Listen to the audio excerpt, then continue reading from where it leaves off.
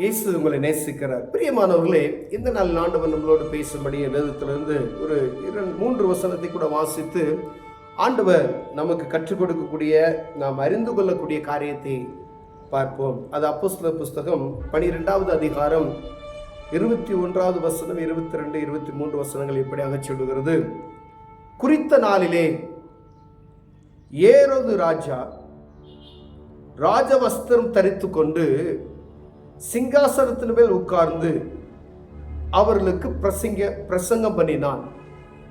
அப்பொழுது ஜனங்கள், இது மனுஷ சத்தம் அல்ல, இது தேவ சத்தம் என்று ஆர்ப்பரித்தார்கள்.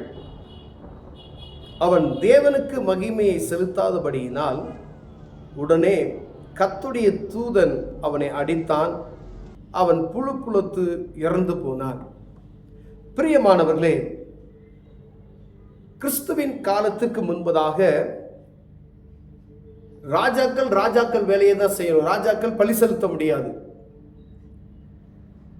ஆனால் இங்கு ஒரு ராஜா, ஏரோது ராஜா அரியணையில் அமர்ந்து பிரசங்கம் பண்ணினதாக எழுதப்பட்டிருக்கிறது. அதுவும் பிரசங்கத்தில் அவர் பேசின வார்த்தை ஜனங்களுக்கு தேவ சத்தம் போல தோன்றிற்று என்று ஆர்ப்பரித்தார்கள் என்று வேதம் சொல்கிறது. பிரியமானவர்களே, அது தேவ நாமம் மகிமைப்படவில்லை என்பதற்காக ஆண்டவர் தேவ கோபாக்கினை கடந்து வருகிறது. ஏரோதுவை ஆண்டவர் அடிக்கிறார். அவன் புழுத்து செத்தான் என்று வேதம் எழுதுகிறது. எளிமையாக எழுதப்பட்டு விட்டது. ஆனால் அப்ப ஆண்டவருக்கு மகிமையை செலுத்தாதபடிக்கு எந்த ஒரு காரியமும் செய்யக்கூடாது என்பதை நாம் புரிந்து கொள்ளும்படியாய் இந்த வசனம் எழுதப்பட்டு இருக்கிறது. பிரியமானவர்களே, நீங்கள் ஒரு கூட்டம் நடத்துறீங்க, ஒரு மீட்டிங் நடத்துறீங்க, அது தேவ நாம மகிமைக்காய். ஒரு கூட்டம் நடத்துவதன் நோக்கம் ஆண்டவருடைய ராஜ்யம் கட்டப்படணும், ஆண்டவருடைய நாமம் உயரணும் என்பதற்காக மாத்திரமே. ஒரு தனிப்பட்ட மனிதனுடைய பிரதாபத்துக்காண்டி நடத்தக்கூடாது. ஒருவேளை ஒரு மனிதனுடைய பேர் அங்கு அவருடைய காரியத்தை மாற்றி எந்த ஒரு இடத்துல ஆண்டவருடைய நாமத்தை கம்மி பண்ணி அடுத்தவர்களுடைய நாமத்தை உயர்த்தி கொண்டு இருக்கிறோமே, அது ஆண்டவருக்கு பிரியமில்லாத காரியம். ஆண்டவரை மகிமைப்படுத்துகிறதுக்கு ஒரு காரியத்தை ஏற்படுத்தினால் அவன் பிரசங்கம் பண்ணினான். பிரசங்கம் பண்ணும் பொழுது ஆண்டவருடைய நாமம் மகிமைப்படணும். ஜனங்கள் ஆண்டவருக்கு கீழ்ப்படிந்து நடக்கிறதை அவர்களுக்கு போதிக்க வேண்டும். இது தேவநாமம், இப்படிதான் ஆண்டவரோடு அவனை நடத்துகிறார் என்பதை குறித்து பேசுவதற்காக ஆண்டவர் பிரசங்கியார்களை ஏற்படுத்துகிறார். அங்கு ராஜா பிரசங்கிக்கிறார்.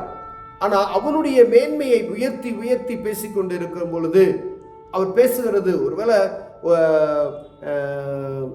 இப்ப அரசியல்வாதிகள் பேசுவாங்க, வசீகரமா பயங்கரமா பேசுவாங்க. அது அவர்களுடைய வேலைக்காக அவர்கள் பேசப்படுகிற காரியம். இங்கு பேசப்படுகிற காரியம் தேவ நாமத்தை உயர்த்தக்கூடியது, தேவனை குறித்ததான காரியத்தை பேசும்படியே அழைக்கப்படுகிற பிரியமானவர்களே. அப்ப ஆண்டவருக்கு கொடுக்க வேண்டிய மகிமையை தாங்கள் எடுத்துக்கொள்ளாதபடி எச்சரிக்கையா இருக்க வேண்டும். இதை நம்ம பார்க்கிறோம்.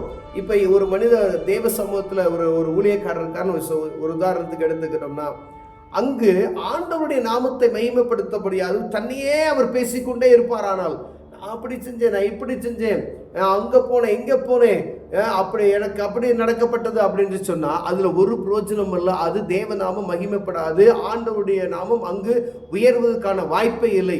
ஏன்னா குறிப்பிட்ட மனிதனை குறித்து மாத்திரம் அவர் உயர்த்தி கொண்டே இருப்பாரானால், பேசுகிற மனிதனை குறித்து பேசிக்கொண்டே இருப்பார்களானால் அது தேவ நாமம் மகிமைப்படாது. அது ஆண்டவருக்கு கோபாக்கினை ஊற்றும்.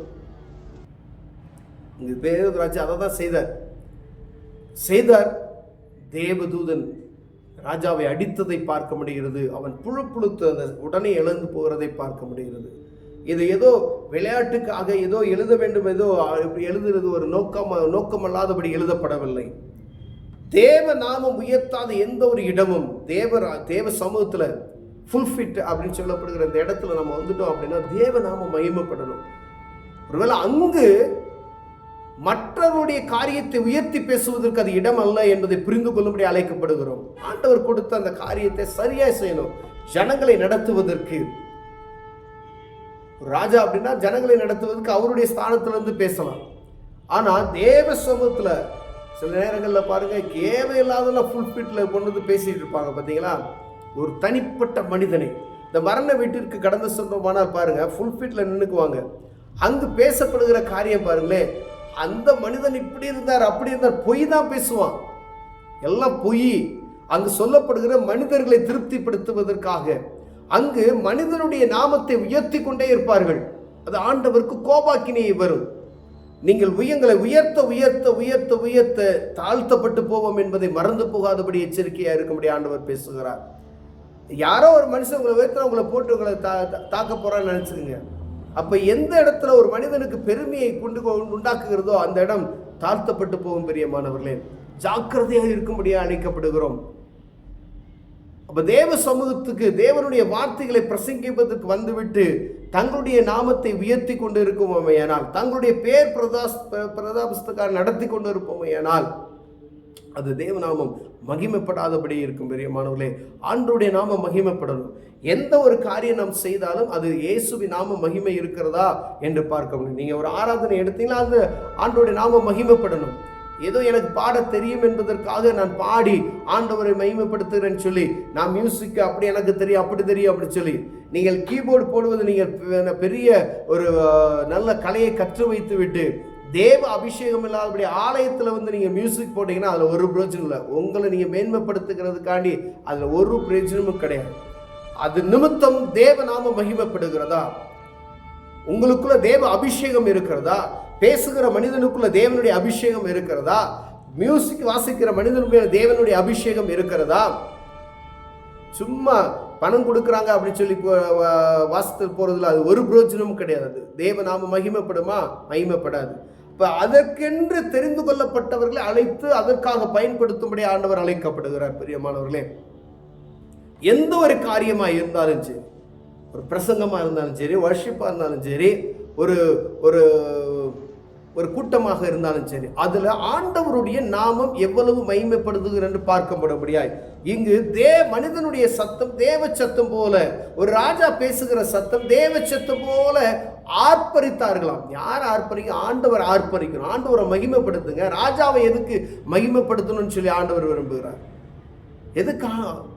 படைத்தவரை விட்டு ஒரு தனிப்பட்ட மனிதனுக்கு நீங்கள் மேன்மையை கொடுப்பீர்கள் பாருங்க, அந்த மனிதன் உடனே மரித்து போகிற ஒரு காரியம் நடக்கிறது. பிரியமானவர்களே, அப்ப எந்த ஒரு இடமா இருந்தாலும் ஆண்டவருக்கு கொடுக்க வேண்டிய மகிமையை கொடுக்காதபடி அதை திருடுவோமையானால் அது ஆண்டவருக்கு விரோதமான காரியம் என்பதை நாம் அறிந்து கொள்ளணும்.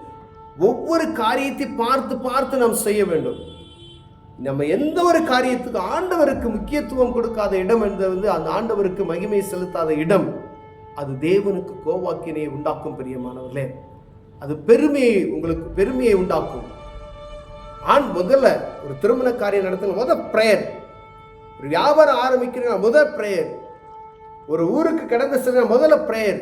ஒரு வாகனத்தை வாங்குறீங்களா, முதல்ல ஒரு பிரேயர். ஒரு சைக்கிள் வாங்குறீங்களா, முதல்ல ஒரு பிரேயர். ஒரு காரியம் செய்ய போறோம்னா முதல்ல பிரேயர் பண்ணி அதை ஆரம்பிக்கும் பொழுது தேவன் அதை ஆசீர்வதிப்பார். அதை நீங்க வாங்கிட்டு ஆண்டவருக்கு மகிமை செலுத்தாதபடிக்கு என்னுடைய பெருமை பெருமை பெருமை என்னால வாங்கினேன் அப்படின்னு சொன்னா அது தேவநாம மகிமைப்படுது. ஆண்டவருடைய கோபாக்கினை வந்து சேரும் என்பதில் சற்றேதும் சந்தேகமே இல்லை என்பதை புரிந்து கொள்ளும்படி அழைக்கப்படுவோம். இங்க ராஜாவுக்கே அந்த நிலைமை அப்படின்னா சாதாரண மனிதனுக்கு என்ன என்பதை நாம் புரிந்து கொள்ளும்படி அழைக்கப்படுகிறோம். எல்லாம் தேவ சமூகத்தில் அவருடைய பிள்ளைகள் என்பதை நாம் புரிந்து கொள்ளணும். ஒரு ராஜாவாக இருக்கலாம், ஒரு கீழ்த்தர ஒரு மனிதனாக இருக்கலாம், எல்லாம் ஒரே மாதிரி தான் ஆண்டவர் பார்ப்பார். அப்ப ராஜாவுக்கு என்ன காரியம் கொடுக்கப்பட்டதோ, ஒரு ராஜாவுக்கே அந்த நிலைமை. அங்க ஆண்டவருடைய நாம மகிமைப்படலை அப்படின்னா ஆண்டவர் அங்க யார் ராஜாவை அடிக்கிறார், புழுத்து சேர்த்தார். இப்ப சாதாரண ஒரு மனிதன் ஆண்டவருக்கு முக்கியத்துவம் கொடுக்காதபடி அந்த புல்பிட்ல நின்றுகிட்டு நீங்க தேவ சமூகத்தை உயர்த்தாதபடிக்கு பேசிக்கொண்டு இருப்போம், ஏனால் தேவ கோபாக்கின நம்மேல் வரும் என்பதை அறிந்து கொள்ளும்படி அழைக்கப்படுகிறோம். கண்களை மூடுவோம், ஜெபம் செய்வோம். அன்பின் தகப்பனே, எந்த ஒரு காரியம் செய்தாலும் அது ஆண்டவருடைய நாம மகிமைக்காய் செய்ய எங்களுக்கு பலனை தாங்க, ஞானத்தை தாங்க, புரிந்து கொள்கிற புரிதலின் ஆவி எங்களுக்கு தாங்க. இயேசுவின் நாமத்தில் பிதாவே, ஆமென்.